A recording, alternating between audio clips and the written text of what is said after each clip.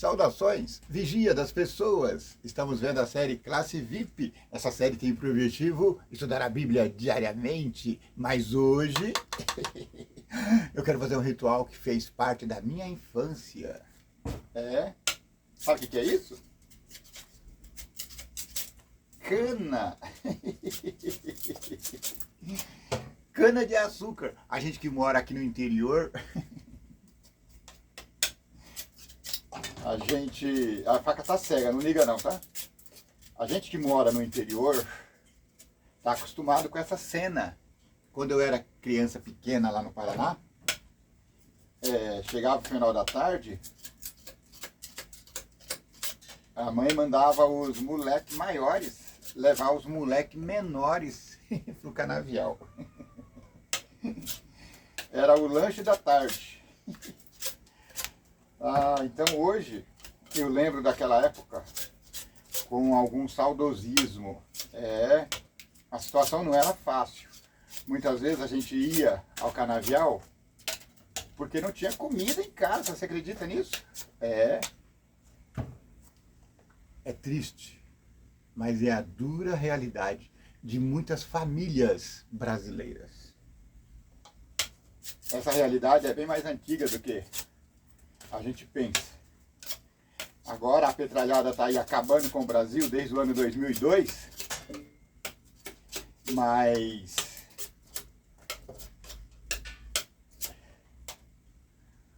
muito antes, quando eu era criança pequena, a vida já não era fácil.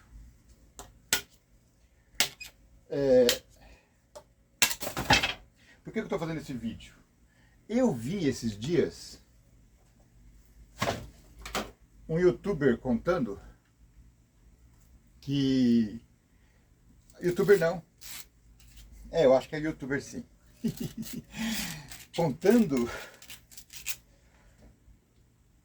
que ele foi de carona de um ponto A para o ponto B e no meio do caminho, acho que era um estrangeiro, não sei se português, sei lá, espanhol, alemão, não sei. Diz que o condutor do veículo parou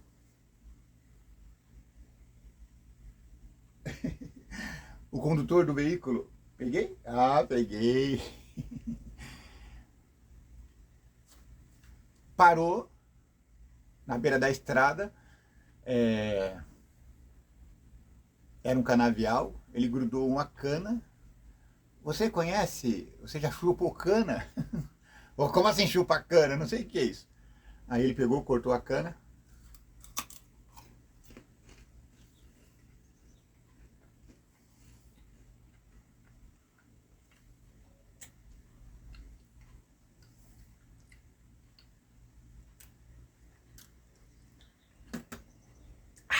E eles se deliciaram.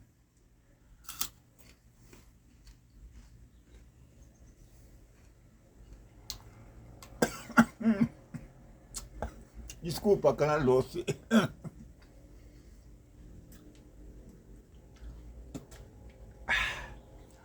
Essa experiência de chupar cana natural, in natura, in loco, no canavial,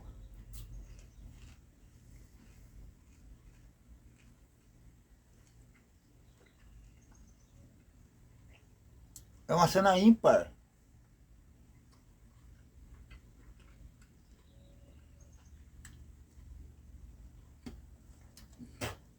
No passado, nos anos 60 e 70, quando o Brasil era 70%, 80% rural, essa cena era muito comum. Hoje, quando 70%, 80% da população virou citadina, essa cena não é comum, mas ela traz um forte apelo, um forte apelo cultural, sabe? Está no imaginário do brasileiro. Faz uns 5 anos, 5 anos, vamos ver, deixa eu contar direitinho aqui, Mais de 5 anos. Eu era professor numa instituição muito conceituada. Lavei a mão para sair o doce, tá bom? Eu ainda sou professor nessa instituição conceituada, mas eu estou afastado por questões médicas. Então eu trabalhava quarto e quinto ano. No quarto ano, eu chamei a turminha no conteúdo de história, porque fala da cana-de-açúcar, a economia açucareira que sustentou o Brasil lá pelos idos de 1800, é isso? Esqueci as datas. Então nós fizemos no quarto ano um canavial na escola. E no quinto ano nós tivemos o prazer de colher a cana. E eu fiz esses meninos e meninas vivenciarem, experienciarem esse ato de chupar cana. Alguns já tinham visto, mas teve um ou dois que falou, nunca imaginei que era assim. Não sabia que as pessoas comiam assim cana. Então a cana é um alimento genuinamente brasileiro. Genuíno não porque ele nasceu aqui, mas veio lá do continente africano. Mas eu acho que não tinha cana aqui quando os portugueses chegaram. Mas ela se tornou genuinamente brasileira, assim como o café, não é? E outras culturas importantes. Então foi uma experiência para mim muito importante, porque eu proporcionei um currículo vivo para os alunos. Foi importante para eles porque essa experiência eles vão levar para a vida toda. Quem sabe daqui a 10, 20 anos alguém grave um vídeo falando da sua experiência em cultivar um canavial e comer da própria cana. Foi uma experiência bem lúdica, feita especialmente para o ensino. Uma cena que eu não me esqueço, eu com... Não era com essa aqui não, era um maior, um peixeirão, sabe, tipo um facão. Eu com um facão, saindo no corredor da escola, porque a gente ia para o canavial. E aí alguém viu e falou assim, vai lá ver o que aquele maluco está fazendo.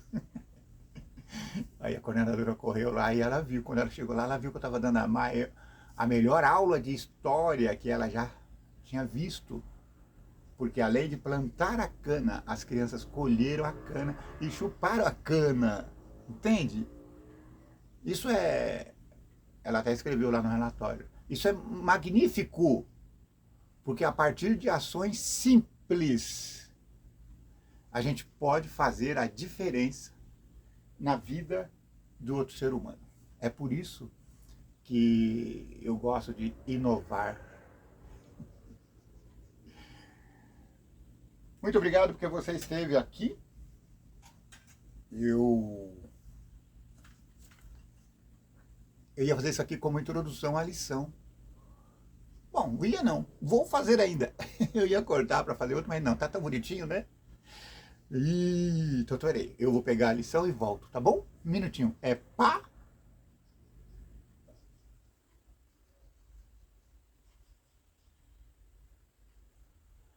E bola. O canal Vigia das Pessoas está te levando para o mundo maravilhoso do estudo da Bíblia. Sim, o canal Vigia das Pessoas se orgulha, é um santo orgulho em poder ter comentado a Bíblia inteira. Isso nós fizemos em um ano. Tá tudo aí, assista. Que tal maratonar o canal Vigia das Pessoas? Nós fizemos uma live esses dias, graças a Deus, teve mais de uma centena de pessoas interagindo conosco. Muito obrigado, tá bom? Eu vou fazer uma live, eu pretendo fazer uma live a cada semana, pelo menos. Nós estamos estudando a Bíblia utilizando esse guia de estudo aqui, também conhecido como Lição da escola sabatina. Eu descobri esses dias que uma das perseguidas políticas do Alexandre de Moraes é uma senhora chamada Débora. Sim, eu descobri que ela é adventista do sétimo dia. O crime dela? Escrever com batom. Acho que ela escreveu numa das estátuas lá do Supremo Tribunal. Perdeu mané. Aí o cabeça de ovo, o ex-Xandão, agora Xandinho, ele condenou a pobre mulher por 14 anos de prisão. Isso é loucura! Isso é loucura! Porque nós, como os cristãos, a gente não deve participar desses levantes, não é? Por mais autênticos e justos que eles sejam, e eu acho que são justos e autênticos, a gente precisa evitar estar no olho desse furacão. Mas aí vamos contemporizar com a senhora Débora. Espera aí, você está vivendo o seu dia a dia. Vou colocar o bonezinho, vê se eu fiquei mais bonitinho. Ah, caiu. Vê se eu fiquei mais bonitinho. As pessoas vão vivendo suas vidas de modo honesto, cristão, mas chega num ponto que as ingerências políticas, e no caso agora jurídicas, elas estão indignando o Brasil de norte a sul. Então ela estava contando num vídeo e disse que estava jantando ali próximo e acabou se envolvendo e chegou lá, alguém, vamos escrever aqui, e ela acabou usando o batom e escreveu lá, perdeu o mané. Tanto é que hoje o batom, ele é um símbolo de resistência. A democracia vai vencer, vamos fazer a revolução do batom. Então o golpe de 8 de janeiro não teve armas peixeiras, não, teve batom.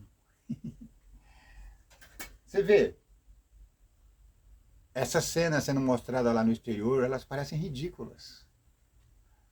O Daniel Silveira está preso já há 5 anos, porque ele fez um filme desafiando o Xandão, falando que o Xandão tinha que apanhar. Essas coisas indignam a gente. Não é porque nós somos cristãos que a gente vai ficar isento, não é? De se envolver com essas questões. Não é o ideal. Mas chega uma hora que você não aguenta mais. Eu não tenho força física, mas eu fiquei morrendo de vontade de estar lá na Paulista, com aquele 1 milhão de pessoas lá, para dizer, nós não queremos, fora Xandão, fora Lula, anistia já. Aliás, o fora Lula eu nem sou. Eu não sou a favor do fora Lula. Vou explicar por quê. O presidente Lula é péssimo, todo mundo já sabe. Mas se ele for impeachmentado, quem é que vai alçar ao poder? Será alçado ao poder? Alckmin. Alckmin foi governador aqui do estado de São Paulo. Pior governador de todos os tempos. Ele é o que dizem dele mesmo. Picolé de chuchu. Gelado, sem gosto. Então ele entrou aí como vice do Lula para se aproveitar. Primeiro ele estava imaginando que o velho fosse bater quase 10. E depois ele imaginava que o Sapo Barbudo seria mesmo impeachmentado. E a presidência caía no colo dele, assim como caiu no colo de Temer. Temer, outro aproveitador. Não vos esqueceis, foi o Temer que colocou o Xandinho lá. Mas o nosso canal aqui não é política, é religioso. Vamos voltar aqui para o assunto. Estamos falando nessa semana da travessia do Mar da Galileia, Mar Vermelho, uma grande extensão de água, o Mar do Deserto. Que dia que é hoje? Hoje já é agosto. Nós estamos hoje no dia 5 de agosto, já estamos na lição 6. Semana passada falamos da Páscoa. E agora na lição 6 estamos falando sobre a travessia do deserto.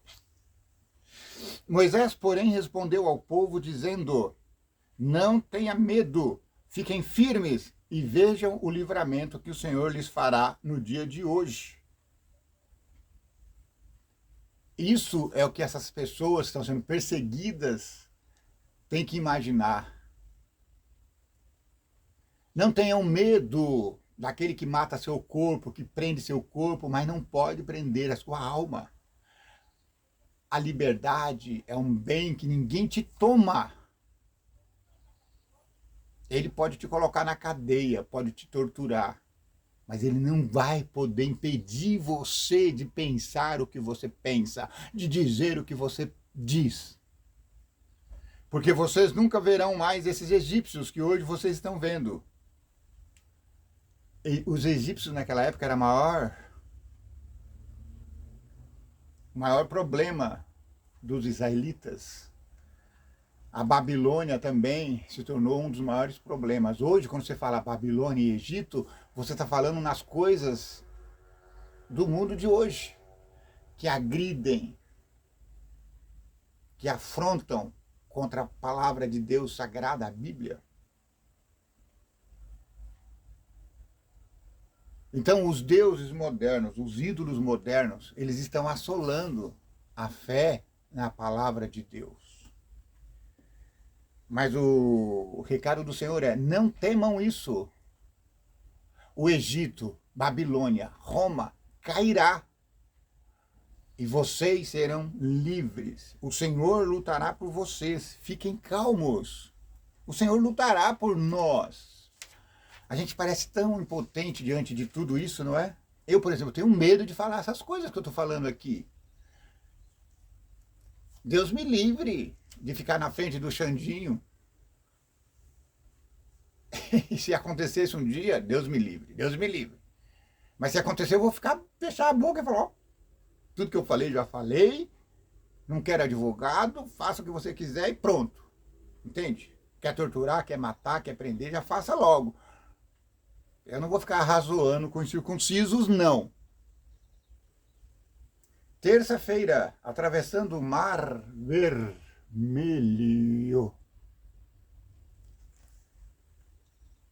Leia Êxodo 13, capítulo 13, ó.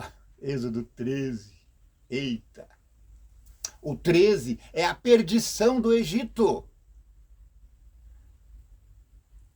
Leia Êxodo 13, verso 17 até o verso 22. Leia Êxodo 14, verso 1 até o 12 e responda: como Deus guiou os israelitas quando eles deixaram o Egito e o que aconteceu depois?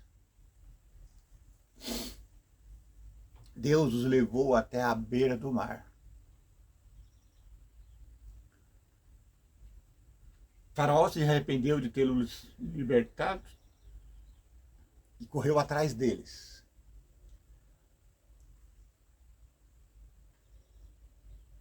O povo ia ser capturado pelo exército de Faraó, mas milagrosamente o mar se abriu e eles passaram em pé enxuto.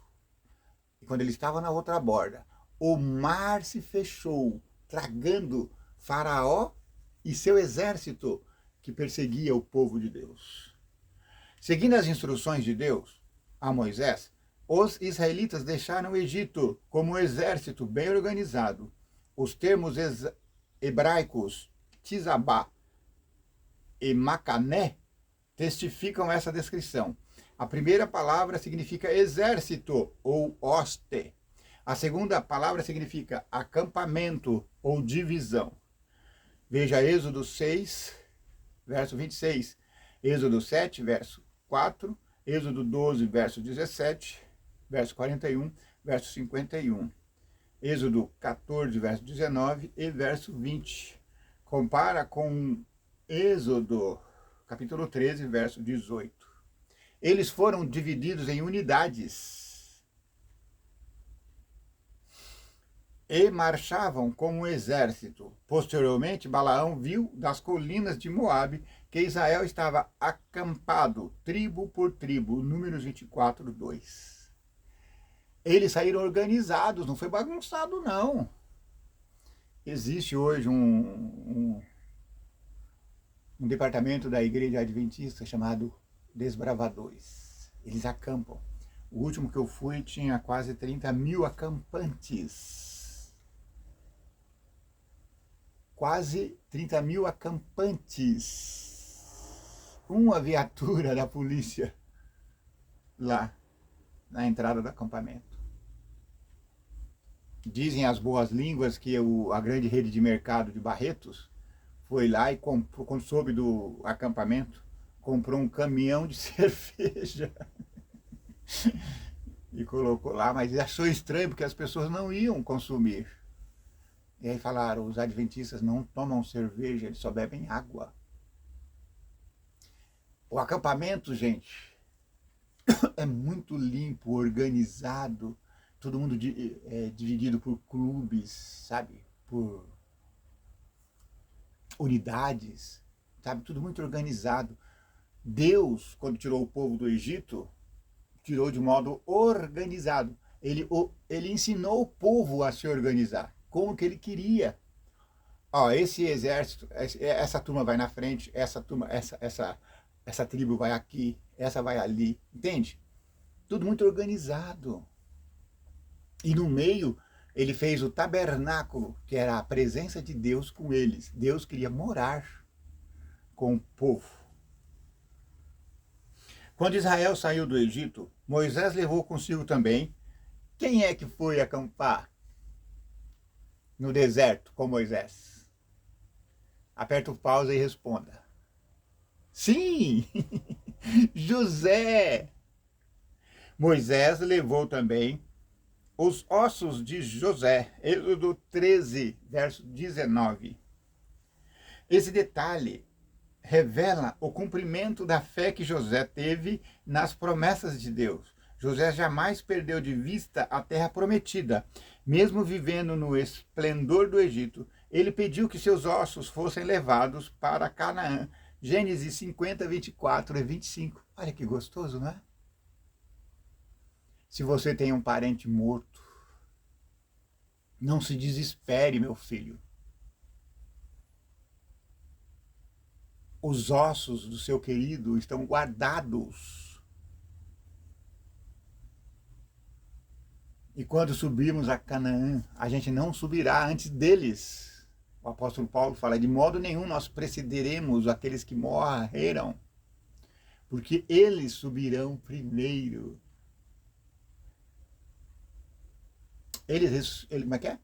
Eles ressuscitarão primeiro, e nós, os vivos, seremos transformados, e todos juntos, como um exército, alçaremos a Canaã celestial. Aleluia!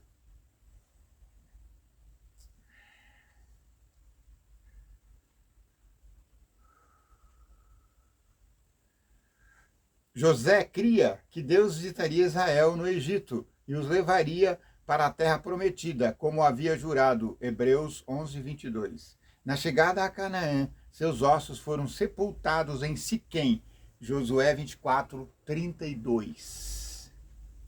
A coluna de nuvem e a coluna de fogo foram os sinais visíveis da presença de Deus no meio do seu povo. O Senhor habitava na nuvem e falava de lá. Êxodo 14, 24. Número 15, número 12, 5 e 6. Então o faraó revelou suas motivações. Ele não havia se convertido e nunca se arrependeu.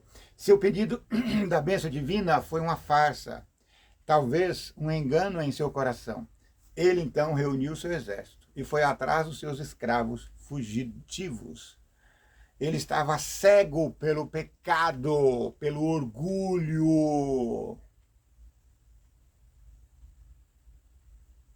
Quando os israelitas viram o exército do faraó chegando, expressaram sentimentos que repetiriam outras vezes. Será que foi por não haver sepulturas no Egito que você nos tirou de lá para que morramos nesse deserto? O que foi que fez conosco Moisés, tirando-nos do Egito, Êxodo 14, 11.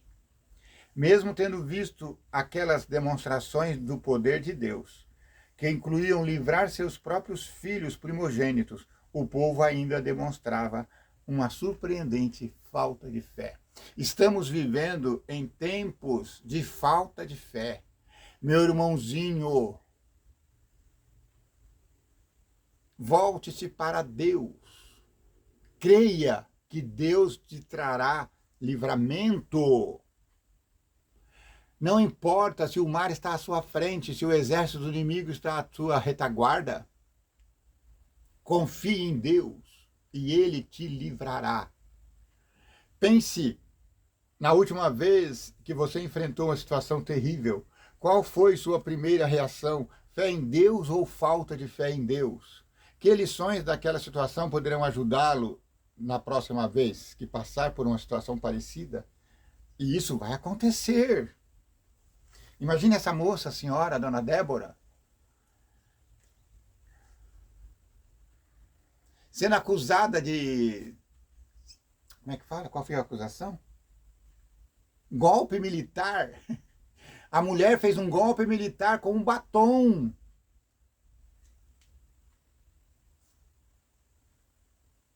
Ela não acreditava. Porque a perseguição ela veio vários dias depois. O Xandinho mandou vasculhar as redes sociais de todo mundo que estava lá para ver se tinha alguma coisa que ele podia pegar. E aí acabou enquadrando ela. Ela entrou como uma das... Como é que fala? Uma das que participaram da tentativa do golpe. Loucura, loucura, loucura. Obrigado pela presteza da sua companhia. Considere se inscrever no canal, se ainda não for o caso. Dê o gostei ou não gostei para o YouTube, ó. Tanto faz se você gosta ou se você não gosta. O importante é que você se manifeste. Compartilhe o vídeo. Alguém pode estar precisando desse conteúdo. Que o vigia das pessoas te abençoe e te guarde. Que o vigia das pessoas tenha misericórdia de ti. Que o vigia das pessoas faça resplandecer o teu rosto sobre ti. Que o vigia das pessoas te dê, meu amigo, meu irmão, paz, muita paz.